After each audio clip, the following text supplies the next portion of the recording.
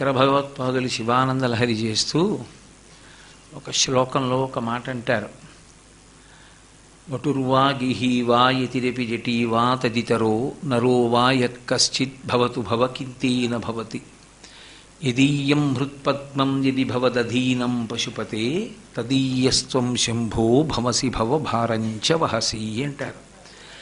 ఆశ్రమాల గురించి చెప్తూ వటుర్వా గీహీవా, నువ్వు బ్రహ్మచారివా, గృహస్థువా, వానప్రస్థువా, సన్యాసివా, వీటి గురించి పరమేశ్వరుడికి సంబంధమేం లేదు. ఏదో ఈ ఆశ్రమంలో ఉన్నవాళ్ళు అని ఆయన ప్రత్యేకత చూపించి ఏమీ నెత్తి మీద పెట్టుకోడు. ఆయనకి కావలసినది ఒక్కటే, నువ్వు ఏ ఆశ్రమంలో ఉన్నావో ఆ ఆశ్రమ ధర్మాన్ని పాటిస్తున్నావా. మనస్సు అనేటటువంటి పుష్పాన్ని భగవంతుని యొక్క పాదముల యందు సమర్పించినది నిజమైతే యదీయస్త్వం శంభో, అటువంటి వాళ్ళు ఎవరుంటారో వాళ్ళ యొక్క భారాన్ని భగవంతుడు వహిస్తాడు అంటారు. దీన్ని అక్షరాల నిరూపణం చేసి చూపించినటువంటి క్షేత్రం శ్రీశైల క్షేత్రం. శ్రీశైల క్షేత్రంలో ఉన్నటువంటి శివలింగములు ఎన్నో ఉన్నాయి. పరమాద్భుతమైనటువంటి ఒక లింగం హాటకేశ్వరము అంటారు. ఆయన పేరే హాటకేశ్వరుడు. హాటకేశ్వరుడు అంటే సువర్ణలింగము అని. అది ఒకరు ప్రతిష్ఠించినది కాదు, లేదా తీసుకొచ్చి ఎవరో పెట్టింది కాదు, అక్కడ ఓ పూత పూసింది కాదు. అది ఏర్పడడానికి కారణం కూడా చాలా విచిత్రమైనటువంటి పరిస్థితులలో ఏర్పడింది. శ్రీశైల క్షేత్రానికి దగ్గరలో ఒక కుమ్మరి కుటుంబం ఉండేది, కేశప్ప అనేవారు. ఆయన కుండలు చేసుకుని జీవిస్తూ ఉండేవాడు. కుండలు చేసుకునేటటువంటి వృత్తిలో ఉన్నప్పటికీ ఎంతటి శివభక్తుడంటే ఏదో మల్లికార్జున స్వామి దర్శనం చేసుకుని తరించిపోవడం ఆయన ఉద్దేశ్యం కాదు. మల్లికార్జున స్వామిని దర్శించడానికి వెళ్ళేటటువంటి భక్తులు కాలినడకన వెడుతుండేవారు పూర్వం. అన్ని మైళ్ళ దూరం నడిచి వెళ్ళి మల్లికార్జునుణ్ణి సేవించి దర్శించి తరించి కిందకు వస్తుండేవారు. ఆ వెళ్ళేవాళ్ళు కావలసినంత ఆహార సామాగ్రిని పట్టుకుని వెళ్ళడం కష్టం. అందుకే ఆయన ఆ తేనె పట్టులో లభించినటువంటి తేనె, శ్రీశైల అరణ్యంలో లభించినటువంటి పళ్ళు, ఇంట్లో తయారు చేసినటువంటి మజ్జిగ పట్టుకెళ్ళి తాను తయారు చేసినటువంటి ముంతల్లో ఆ మజ్జిగని పోసి బాటసారులై ఆ స్వామిని దర్శించడానికి వెళ్ళేటటువంటి యాత్రికుల బృందానికి మర్యాద చేసి వారికి ఈ పదార్థాలు ఇచ్చి వాళ్ళ యొక్క మార్గాయాసాన్ని పోగొడుతుండేవాడు. ఆయన యొక్క భక్తి ఎంత గొప్పది అంటే, ఒక సంవత్సరం ఆ 4 దారుల యొక్క కూడలి ఒకటి ఉన్నది. ఆ కూడలి యందు భద్రకాళి సమేత వీరభద్రస్వామి వారి దేవాలయం ఉంటుంది. ఆ మార్గం గుండా ఎక్కువగా వెడుతూ ఉంటారు. నాగులూరు అని ఆ మార్గం గుండా నడిచి వెళ్ళేవారు పూర్వం ఎక్కువగా. ఆ మార్గంలో ఈయన ప్రతిరోజు కూడా అక్కడికి వచ్చినటువంటి భాగవతులందరికీ కూడా పదార్థాలని వినిమయం చేస్తూ తన జన్మ తరించిందనుకుంటూ వచ్చే సంవత్సరం మహాశివరాత్రికి నేను అన్నదానం చేస్తాను అని సంకల్పించి, మీ అందరూ మహాశివరాత్రి నాడు మల్లికార్జున దర్శనానికి రండి, నేను మీ అందరికీ కూడా అన్నం పెట్టేటటువంటి అదృష్టాన్ని పొందుతానని ప్రతిరోజు ఆహ్వానం చేస్తుండేవాడు. మహాశివరాత్రి రానే వచ్చింది. రేపు మహాశివరాత్రి అనగా తాను కష్టపడి తయారు చేసినటువంటి కుండలు, ప్రమిదలు, పాలికలు, బొమ్మలు ఇవన్నీ తీసుకెళ్ళి తను ఉంటున్నటువంటి పాక వెనక వీటన్నిటినీ పేర్చి తాను కష్టపడి సంపాదించినటువంటి ద్రవ్యంతో తెచ్చినటువంటి బియ్యం, కూరలు మొదలైనటువంటి వాటన్నిటినీ సిద్ధం చేసుకుని మహాశివరాత్రి నాడు భక్తులకు అన్నదానం చేసి తాను తరించాలి అని కోరుకున్నాడు. కానీ ఆ పక్క ఊర్లో ఉండేటటువంటి కొంతమంది భూస్వాములు, పెద్దలు, ఏమీ తెలియనటువంటి వాడు ఒక కుమ్మరివాడు తను కష్టపడి సంపాదించి భాగవతోత్తములకు సేవ చేసి ఇంత పుణ్యాన్ని, పేరు ప్రతిష్టల్ని సంపాదించడమా అని అసూయ చెంది ఆ రాత్రికి రాత్రి కర్రలు పట్టుకుని వెళ్ళి ఆ కేశప్పని కొట్టి ఆ చుట్టూ పెట్టినటువంటి కుండలన్నీ బద్దలగొట్టేసి అతను అన్నదానానికి సిద్ధం చేసుకున్నటువంటి సంభారాలన్నింటినీ కూడా ధ్వంసం చేసి తిరిగి వెళ్ళిపోయారు. తెల్లవారింది మహాశివరాత్రి. ఎందరో భక్తులు మల్లికార్జున దర్శనం చేసుకుని అన్నం తినాలని చెప్పి ఈ కేశప్ప అన్నం పెడతాడన్న ఆశతో ఆకలితో వచ్చారు. ఈయన పాపం అన్నీ ధ్వంసం అయిపోయి ఏడుస్తున్నాడు. కేశప్ప అన్నమేం పెడతాడులే అని వాళ్ళు బాధపడుతూ వెళ్ళిపోతున్నారు. వెళ్ళిపోతుంటే అతను నేను శివభక్తులకి సేవ చేయలేకపోయాననేటటువంటి బాధతో అక్కడే ఉన్నటువంటి ఒక మారేడు చెట్టు దగ్గరికి వెళ్ళి ఆ మారేడు చెట్టు యొక్క మొదలుకి తన తల వేసి కొట్టుకున్నాడు.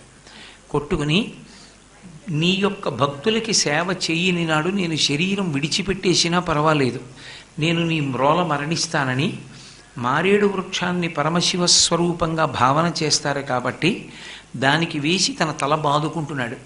ఆ బాదుకుంటున్నప్పుడు ఆయన తలకి దెబ్బ తగిలి నెత్తుటి బిందువులు కింద పడ్డాయి. ఆ పగిలిపోయినటువంటి కుండ పెంకులోకి కుమ్మరివాణి యొక్క తలకి దెబ్బ తగిలి స్రవించినటువంటి రక్త బిందువులు పడినటువంటి బిందువులన్నీ కలిపి నెత్తురు చిన్న మడుగై ఆ నెత్తురు సువర్ణలింగంగా మారింది. ఆ సువర్ణలింగంగా మారినటువంటి క్షేత్రమే హాటకేశ్వరం. హాటకేశ్వర క్షేత్రం అంటే కంచికామకోటి పీఠాధిపత్యం వహించినటువంటి మహాపురుషులు అపర శివావతారమని భావిస్తారు. మళ్ళీ శంకరుడే ఈ భూమి మీద చంద్రశేఖరేంద్ర సరస్వతి మహాస్వామి వారి రూపంలో నడయాడాడు. అటువంటి అపరశంకరులైనటువంటి చంద్రశేఖరేంద్ర సరస్వతి మహాస్వామి వారికి శ్రీశైల క్షేత్రంలో హాటకేశ్వరం అంటే విశేషమైనటువంటి ప్రీతి. ఇప్పటికీ పెద్దలు ఒక అపురూపమైనటువంటి చిత్రపటాన్ని ఒకదాన్ని చూపిస్తూ ఉంటారు. మేము శ్రీశైల యాత్ర చేసినప్పుడు వెళ్ళినటువంటి యాత్రికుల బృందానికంతటికీ కూడా ప్రతి వారికి పెద్ద పెద్ద మూర్తులను అవే బహూకరించారు. ఏ శివాలయంలోనూ మీకు అలా కనపడదు. ఒక్క హాటకేశ్వరంలో ఉన్న గొప్పతనం ఏమిటంటే హాటకేశ్వరం దేవాలయ ప్రాకారం బయటికి వచ్చేస్తే పెద్ద మారేడు చెట్టు ఉంటుంది. ఆ చెట్టు మొదట్లో నిలబడి లోపలికి చూస్తే శివలింగం దర్శనం అవుతుంది. ఇన్నిటినీ దాటి తిన్నగా శివలింగం కనబడుతుంది. మహాస్వామి వారు అక్కడికి వెళ్ళినప్పుడు ఆయన చెట్టు కింద నిలబడి శివలింగాన్ని చూస్తూ చాలాసేపు ధ్యానం చేశారు. హాటకేశ్వరానికి ఇప్పటికీ ఒక ప్రసిద్ధి ఉంది అని చెప్తారు పెద్దలు. అక్కడ మీరు చూస్తే అనేకమైనటువంటి దేవతా వృక్షములు కనపడతాయి. విశేషమైనటువంటి ప్రశాంతత. అసలు హాటకేశ్వరం ధ్యానమునకు అత్యంత యోగ్యమైనటువంటి ప్రదేశం. మీరు హాటకేశ్వరలింగ దర్శనానికి లోపలికి వెళ్ళి దేవాలయం చుట్టూ తిరుగుతున్నప్పుడు మీకు మహాబిల్వం కనపడుతుంది.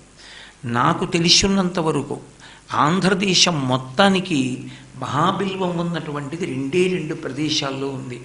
ఒకటి వెంకటాచల క్షేత్రంలో కపిలతీర్థంలో ఇప్పటికీ చాలా పెద్ద చెట్టు మహాబిల్వం ఉంది. మహాబిల్వం ఎక్కడైనా కనపడితే పరమేశ్వర ప్రసాదంగానే భావిస్తారు. అందుకే చాలా కాలం కామకోటి పీఠంలో ఇప్పటికీ ఉంది అలవాటు. కామకోటి మఠం వారు ఇప్పటికీ చేస్తూ ఉంటారు. అది మహాబిల్వాన్ని చంద్రమౌళీశ్వర స్వామికి అభిషేకం చేసి ఆరాధన చేసి బిల్వజలంతో అభిషేకం చేస్తారు. నీళ్లలో బిల్వాలు వేసి అభిషేకం చేస్తారు. ఆ కామకోటి పీఠాధిపత్యం వహించినటువంటి వారిలోనే చంద్రశేఖరేంద్ర సరస్వతి అన్న పేరుతో చాలామంది ఉన్నారు. ఒక స్వామి ఎంత గొప్ప స్థితిని పొందారంటే పళ్ళెంలో మారేడు దళాలు పెట్టి 3 ఆకులు ఉన్నటువంటి దళాలు 1000 పెట్టి 2 ఆకులు ఉన్న దళం ఒక్కటే పెడితే ఆయన శివలింగం వంక చూస్తూ ఇలా మారేడు దళాలు తీస్తే ఆ 2 ఆకులున్న దళం ఒక్కటే వేళ్ల మధ్యలోంచి కింద పడి పళ్ళెంలో మిగిలిపోయేది. 3 ఆకులున్న దళాలే శివలింగం మీద పడేది. కామకోటి పీఠాధిపతులు బిల్వార్చనలో అంత నిష్ణాతులు, అంత శక్తివంతం. మహాస్వామి వారి యొక్క ఆధ్వర్యంలో చంద్రమౌళీశ్వర ఆరాధనలు జరిగినటువంటి రోజుల్లో ఒక ప్రత్యేకమైన అలవాటు ఉండేది. ఎప్పుడైనా ఎక్కడైనా పరమ భక్తి తత్పరులు ఉన్నారు అంటే వారికి చంద్రమౌళీశ్వర ఆరాధన చేసినటువంటి బిల్వదళాల్ని పంపిస్తూ ఉండేవారు. ఆ బిల్వాన్ని తల మీద ఉంచుకుని వాసన చూసి చంద్రమౌళీశ్వరలింగం అంటే సామాన్యం కాదు. శృంగేరిలో ఉండేటటువంటిది భోగలింగం అయితే కామకోటిలో ఉన్నది యోగలింగం. ఆ 2 సాక్షాత్తు పరమశివుడే తన చేతులతో శంకర భగవత్పాదులకి ఇచ్చిన 5 లింగాలలో ఆ 2 ఉన్నాయి. వాటిని శంకరాచార్యుల వారు తీసుకొచ్చి దక్షిణ దేశంలో 3 లింగాలు ఉంచారు. ఆ 3 లింగాల్లోనే ఒకటి శృంగేరి పీఠంలో ఉంది. దాన్ని భోగలింగం అంటారు. కామకోటిలో ఉన్నదాన్ని యోగలింగం అంటారు. 3వ లింగాన్ని చిదంబరంలో ఉంచారు. దాన్ని మోక్షలింగం అంటారు. మిగిలిన 2 ఉత్తర భారతదేశంలో ఉంచారు. అటువంటి శివలింగానికి ఆరాధన చెయ్యడంలో రెండు పీఠాలు బహుజాగ్రత్త చూపిస్తాయి. ఆఖరికి 0 డిగ్రీలు వాతావరణం కిందకి దిగిపోయినా సరే పీఠాధిపతులు మాత్రం చంద్రమౌళీశ్వర ఆరాధన చేసి తీరుతారు. అంత నియమం రెండు పీఠాలకి. సాధారణంగా మారేడు దళానికి 3 ఆకులు ఉంటాయి. మహాబిల్వానికి ఒకే ఈయనకి 3 దళాలు ఉంటాయి. 9 ఆకులతో 3 దళాలతో ఉంటుంది. బాగా కనపడే పెద్ద పెద్ద చెట్లు ఒకటి వెంకటాచలంలో కపిలతీర్థంలో ఉంది, వేరొకటి అరుణాచలానికి గిరి ప్రదక్షిణం చేసేటప్పుడు మనం యువతల వైపు నుంచి అరుణాచలం దేవాలయాన్ని చూస్తాం. వెనక వైపుకి వెళ్ళినప్పుడు వేరొక పెద్ద దేవాలయం శివాలయం ఉంది, అందులో ఉంది మళ్ళీ మహలవృక్షము అని నిర్ణయం చేశారు మహాస్వామి. కానీ ఎందుచేతనో కానీ ఎంత రక్షించినా అక్కడ మహాబిల్వం పెద్ద వృక్షస్వరూపాన్ని పొందలేదు. మహాబిల్వం ఉన్నది అంటే పరమశివుడు ఉన్నాడని భావన చేస్తారు. దాని నీడలోకి వెళ్ళడమే చాలు. మీరు హాటకేశ్వర క్షేత్రానికి వెళ్ళి చూస్తే అద్భుతమైనటువంటి మహాబిల్వం, కొబ్బరి చెట్లు, మామిడి చెట్లు. ఇప్పటికీ పెద్దలు ఏం చెప్తారంటే అవి చెట్లు కావు, అవి దేవతలని చెప్తారు. అవి కూడా సంతాన సాఫల్యతను ఇవ్వగలిగినటువంటి దేవతలు అని చెప్తారు. ఇప్పుడు ఆ అలవాటు కొంతవరకు లుప్తమైంది, కానీ మీరు శ్రీశైలంలో పెద్దలను అడగండి, చెప్తారు ఇప్పటికీ.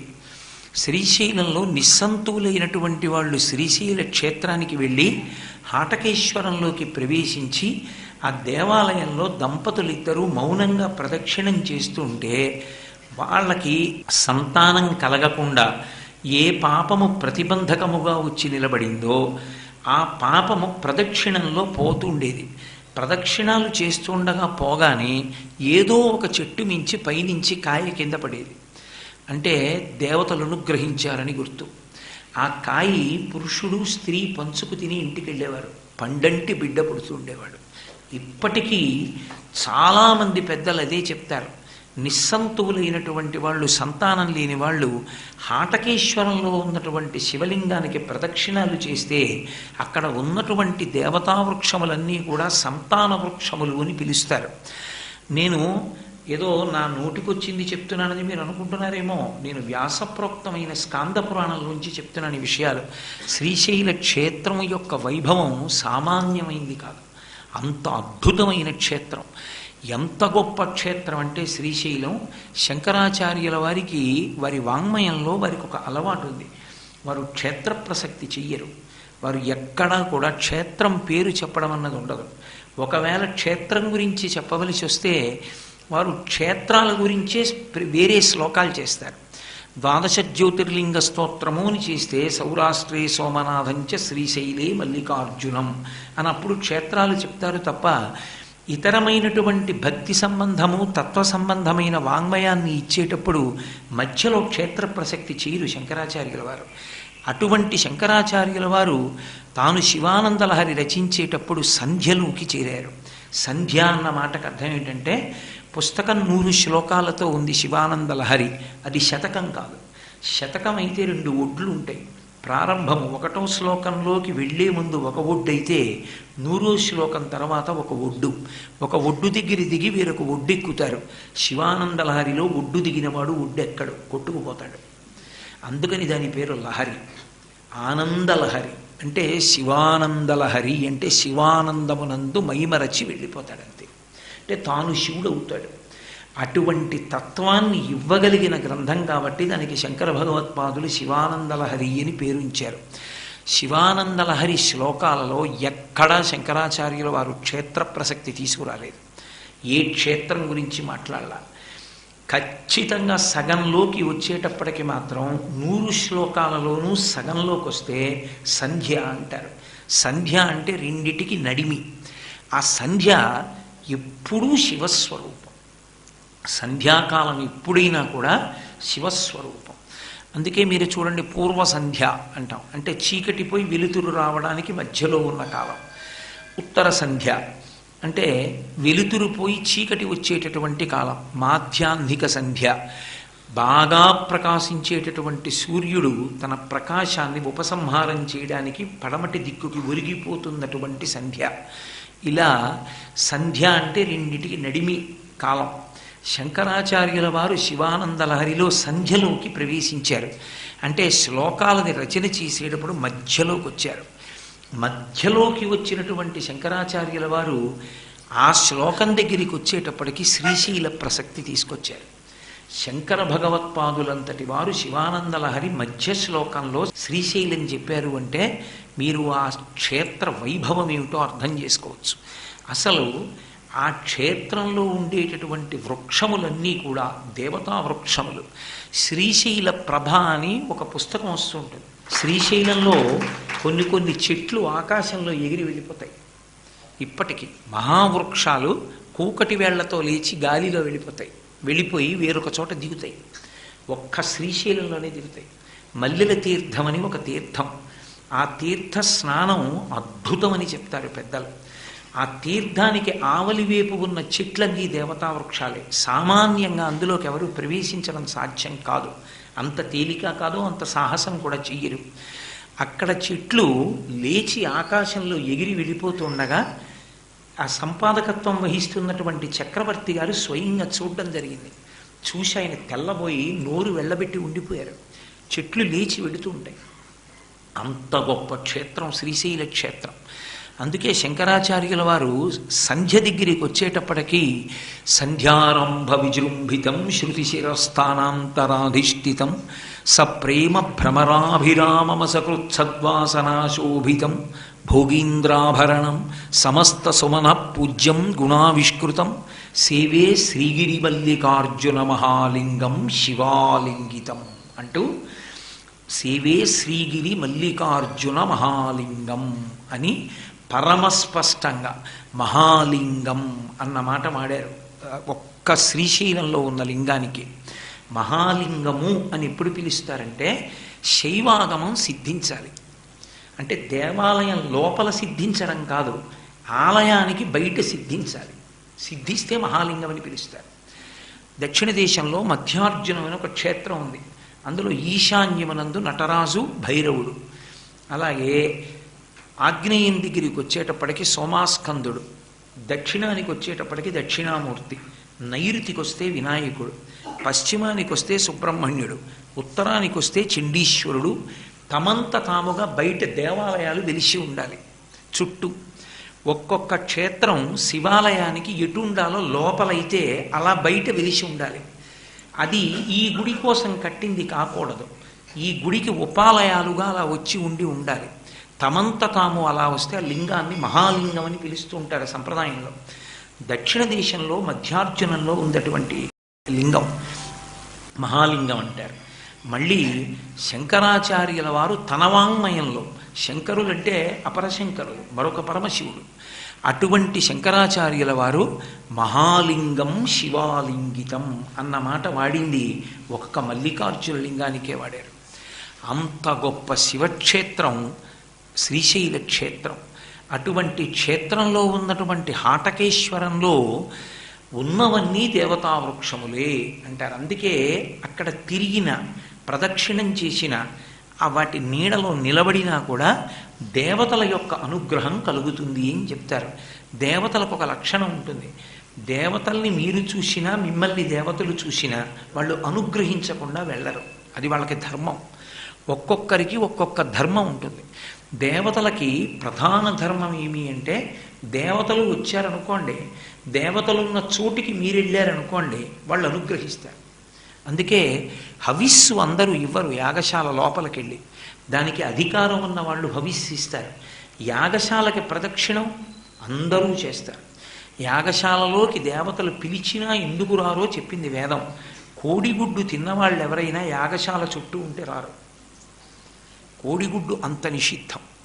అందుకే యాగశాలలో యాగ ప్రారంభమునందు ప్రత్యేకంగా పన్నం చెప్తారు. కోడిగుడ్డు తిన్నవాళ్ళు ఎవరైనా ఈ చుట్టుపక్కల ఉంటే ఆ పాపము నశించి దేవతలు వచ్చుగాక. కాబట్టి దేవతలందరూ వచ్చి కూర్చుంటారు యాగశాలలో. యాగశాలలో దేవతలు కూర్చుంటారు కాబట్టి ప్రదక్షిణం చేస్తే గౌరవావిష్కారం. ప్రదక్షిణం అన్న మాటకు అర్థం ఏమిటంటే, వాళ్ళ చుట్టూ మనం తిరిగినప్పుడు మన కుడి చేతి వైపుకు వాళ్ళు ఉండాలి. చుట్టూ తిరిగిన దాన్ని ప్రదక్షిణం అంటారు. కుడి చేతి వైపుకి కాకుండా వస్తే అది అప్రదక్షిణం, అప్పుడు గౌరవానికి భంగం చేసినట్టు అవుతుంది. ఇది ఒక్క శైవాగమానికి మాత్రం మినహాయింపు. ఒక శివలింగమే దేవాలయంలో ఉంటే బ్రహ్మచారి సన్యాసి తప్ప గృహస్థు పూర్ణ ప్రదక్షిణం చేయకూడదు. సవ్యాపసవ్య ప్రదక్షిణం చేయమని శైవాగమం చెప్తోంది. ఒకటి కన్నా ఎక్కువ శివలింగాలు ఉంటేనే గృహస్థుకి అధికారం పూర్ణ ప్రదక్షిణం చేయడానికి, లేకపోతే ఒక్క బ్రహ్మచారికి సన్యాసికి అధికారం అని శైవాగమం స్పష్టంగా చెప్పింది ఆ విషయాన్ని. కాబట్టి మనం హాటకేశ్వరంలోకి వెళ్ళినప్పుడు దేవతల యొక్క స్పర్శని పొందుతాం. ఆ చెట్ల నీడలో నిలబడడం అంటే దేవతల సాన్నిధ్యమునందు నిలబడడం. వారి నీడ మీద పడిన తరువాత వారు అనుగ్రహించకుండా ఎందుకుంటారు? ఏది పరమ ధార్మికమైన కోరికయో దాన్ని తీరుతారు. అన్నిటిలోకి గృహస్థాశ్రమ ప్రవేశం ఎందుకు చేస్తాం? ధర్మ ప్రజాపత్యర్థం, ధార్మికమైనటువంటి సంతానం కోసం. ఆ సంతానం పొందకుండా అడ్డుపడుతున్న పాపాన్ని తొలగించి అనుగ్రహించేది ఎక్కడ అంటే శ్రీశైలంలో హాటకేశ్వర క్షేత్రం అనుగ్రహిస్తుంది అని. కారణం ఏమంటే దేవతలే నించుంటారు. దానికి కారణం పర్వతుని యొక్క తపస్సు. సర్వదేవ సమన్విత అని కదా అడిగాడు, అందరూ దేవతలు రావాలని అడిగాడు. పరమశివుడు ఒక కుమ్మరివాణ్ణి అనుగ్రహించినటువంటి రీతికి అబ్బురపడి సంతాన దేవతలు వచ్చి అక్కడ నిలబడ్డారు అని చెప్తారు. అందుకే హాటకేశ్వర క్షేత్రానికి అంత ప్రశస్తి. మీరు మహాభారతం పరిశీలిస్తే కుంతీదేవి బాలసూర్యుడి వంక చూసి అబ్బాయి ఎంత బాగున్నాడో, ఇలాంటి పిల్లాడు నాకుంటే అనుకుంది. వచ్చాడు సూర్యుడు. ఒకసారి నేను కనపడిన తరువాత ఇక కోరిక తీర్చకుండా వెళ్ళకూడదు, అది నా ధర్మం, అందుకు ఇచ్చేస్తాను కొడుకునని ఇచ్చేశాడు. మీ అభిప్రాయాలను సూచనలను మాకు తెలియచేయాల్సిన చిరునామా భక్తి TV, care of Rachana television private limited, road number 92, Jubilee hills, Hyderabad 5,90,096. మా ఇమెయిల్ ఐడి bhaktihyd@gmail.com. మా వెబ్సైట్ www.bhaktitv.in. Phone number 9010222333.